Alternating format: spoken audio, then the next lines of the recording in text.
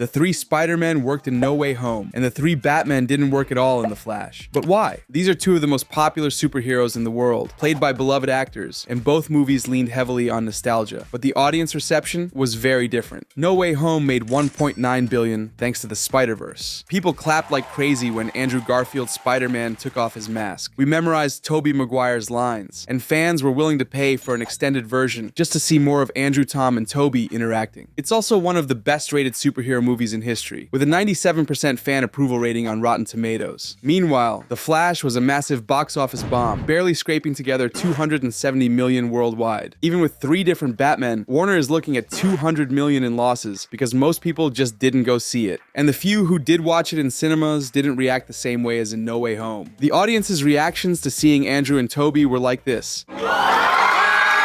But when Keaton, Affleck, and Clooney showed up, it was more like this. Meh. There are 5 reasons that explain this difference in audience reception. First reason is expectations. People packed theaters on opening day for No Way Home, not just because Spider-Man is insanely popular, but because Marvel and Sony nailed the marketing. For months, they teased a possible appearance from Andrew and Tobey, with Jamie Foxx saying he was happy to play Electro again. A supposedly leaked video of Andrew surfaced on social media, and Alfred Molina appeared in one of the trailers. Hello, Peter. We all expected the 3 Spider-Men to be in the movie. Nobody believed Andrew when he denied it, and leaked photos of the 3 actors on set pretty much confirmed it. Fans even noticed in the Brazil trailer that something had been edited out of the fight scene. Likely Tobey's Spider-Man kicking the lizard right on the face. But no one could be 100% sure. There was still a slim chance Marvel was trolling us, just like in Far From Home, when the multiverse turned out to be one of Mysterio's lies. We had to know if Andrew and Tobey would show up, so we rushed to the theater in the first week to avoid spoilers. No one was about to stay home and let some jerk spoil the surprise with a Facebook post. But that didn't happen with The Flash. We saw Ben Affleck and Michael Keaton in all the trailers, so there were no surprises there. Keaton's Batman even shared the poster with Flash and Supergirl, so seeing Keaton in Wayne Manor wasn't a shocking moment, like Andrew and Tobey's first appearance at Ned's house. This isn't about scene quality. Some might even say Keaton's reveal was handled better than Andrew's. Keaton's scene didn't rely on bad CGI, or the convenient plot point of Ned learning magic in 2 seconds. But I still remember how my heart raced when I realized Andrew's silhouette wasn't Holland's Spider-Man. I still remember celebrating when Andrew appeared because I wanted him to show up, but Marvel hadn't confirmed it. Now don't get me wrong, Keaton's scene was fine. It starts off funny, with him looking like a drunk trying to take on a psycho, and an idiot with the Flash's powers. Once the fight's over, we see Keaton's face, and things get serious. We instantly know he hasn't worn the cape in years, but he's still sharp and fit, and just as paranoid as ever. It works, but because we'd already seen Keaton in the trailers, people didn't lose their minds in the theater. Is that clear? Without surprises, there was no hype, and no speculation from fans before the movie's release. Nobody spent months biting their nails, wondering if Affleck and Keaton would show up, unlike what happened with Andrew and Tobey. Warner put them in the promo material from day one, so there was just one actual surprise: George Clooney's cameo at the end of the film. Warner didn't even include this scene in press screenings to prevent leaks, because they expected it to top Andrew and Tobey's appearances in No Way Home. But that didn't work either, because of the second reason: the actors they picked. In total, there are 5 actors who've played Spider-Man in live action. Nicholas Hammond in the 70s, Shinji Todo in a Japanese series, Tobey Maguire in Sam Raimi's trilogy, Andrew Garfield in The Amazing Spider-Man, and Tom Holland in the MCU. Marvel and Sony made the logical decision: bring back the 2 most popular versions, Andrew and Tobey, alongside the current Spider-Man, played by Tom Holland. It seems super simple, but No Way Home wouldn't have had the same cultural impact if they'd brought in Nicholas Hammond instead, because most people haven't watched his show. I don't know who he is. Batman's case is very different. There have been 14 live-action versions of the Caped Crusader. Lewis Wilson and Robert Lowry in the 40s, Adam West in the 60s, Michael Keaton, Val Kilmer, and George Clooney in the 90s, Christian Bale in the 2000s, David Mazouz and Mikhail Mudrik in The Gotham Show, Ben Affleck in the DCU, Ian Glenn in Titans, Kevin Conroy in the Arrowverse, Robert Pattinson in The Batman, and David Miller in Gotham Knights. If Warner could only pick 3 Batmen, they had to rule out the actors who had already passed away, and they had to include Affleck since he shared a universe with Ezra Miller's Flash. But for the other 2 spots, they had a lot to choose from. Keaton was a solid choice because he starred in 2 of the best Batman movies. Plus, he's an amazing actor who never turned his back on superhero movies. He even showed up in Homecoming as Vulture, and he is super famous, so he can draw people to the theaters because he's a big name. What I don't get is why choosing Clooney as the 3rd Batman. They picked the one with the bat nipples, the guy who starred in one of the worst superhero movies ever. Unacceptable. Before you think I have some personal grudge against the actor, I know the bad reputation of Batman and Robin isn't Clooney's fault. He didn't write the script, he wasn't in charge of directing, and he had nothing to do with the costume design. I don't even think he was a bad choice to play Batman back then. He's got the charisma to pull off Bruce Wayne. But it's super weird that Warner picked him as their third Batman, because everyone at the studio knew what people thought about Batman and Robin. Even Clooney himself apologized multiple times for that movie because he knew fans hated it. I always apologize for Batman.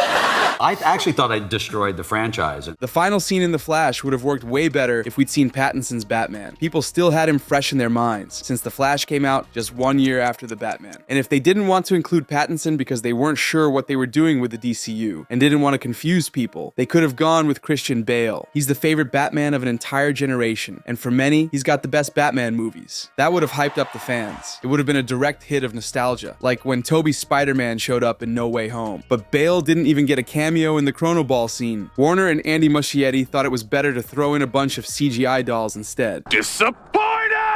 But wait, Clooney was a terrible choice, and his scene was poorly executed, but Keaton is loved and well known. Shouldn't his appearance have been enough to match the 3 Spider-Men? The truth is, no, because of the third reason: the age of the actors and the age of the audience. Before No Way Home, we went 14 years without seeing Tobey's Spider-Man and 9 years without seeing Andrew's. For some, that might feel like a lifetime, but the important thing is this: if you saw Spider-Man 3 in theaters at 10 years old, then you saw The Amazing Spider-Man 2 at 15 and No Way Home at 24. That's exactly the age range superhero movies are targeting. According to a 2019 survey by Laura Carollo, 66% of adults between 18 and 29 watch at least one superhero movie a year in the US, but the percentage drops as the age group increases. In English, that means the older you are, the less likely you are to go see a superhero movie in cinemas. And yeah, I know kids and teenagers went to see No Way Home, along with older folks. But if you don't believe me, just look at the age of the people who attend Marvel movie premieres. 90% of them are between 20 and 30 years old. Not 15, and definitely not 40. Trust me, bro. No Way Home tapped into millennial nostalgia, aiming at the core audience of the MCU and superhero movies in general. That's why people got so hyped, and why No Way Home broke box office records. They knew exactly who they were targeting. It's the same thing they did with Deadpool and Wolverine, aiming primarily at the same generation, the fans who grew up with these characters and wanted their superheroes to grow up with them. That's why we got so emotional when Octavia says Tobey's Peter has grown so much. It felt like he was talking directly to us. But Batman's situation is completely different. Michael Keaton hadn't put on the suit since 1992, 31 years ago, and the last time we saw Clooney as Batman was in 1997, 26 years ago. This means that if you watched Batman Returns at 10 years old, you were 15 when Batman and Robin came out. So far, it's similar to the Spider-Man case. But by the time The Flash was released, you'd already be 41. Oh, I'm so old! Of course, there's no rule saying people in their 40s can't go to the movies, and we all know someone in their 40s who's a huge superhero fan. But as much as it hurts to hear, that's not the demographic that typically packs theaters for any type of movie. And based on the survey I just mentioned, they're also not the target audience for superhero films. So most of the audience The Flash was targeting didn't even see Keaton or Clooney as Batman when their movies first came out. And if they did, it was probably on TV or through some streaming platform, years after the original release. And that's not the same thing. These people couldn't form a connection with these versions of Batman because they weren't the Batman of their generation. That connection could have existed with Ben Affleck, but only with him. We're comparing one Batman to 3 Spider-Men, which is not fair. And that's not all. The fourth reason is the interactions between the characters. The magic of No Way Home wasn't just seeing Andrew and Tobey pop up for quick cameos like the ones in the Chrono Ball and The Flash. They interacted with each other. They interacted with Holland. They faced off against the villains from their respective movies. They were key to the movie's third act, helped develop the MCU's Spider-Man, brought back memes, and told us what had happened in their lives since the last time we saw them. I love you guys.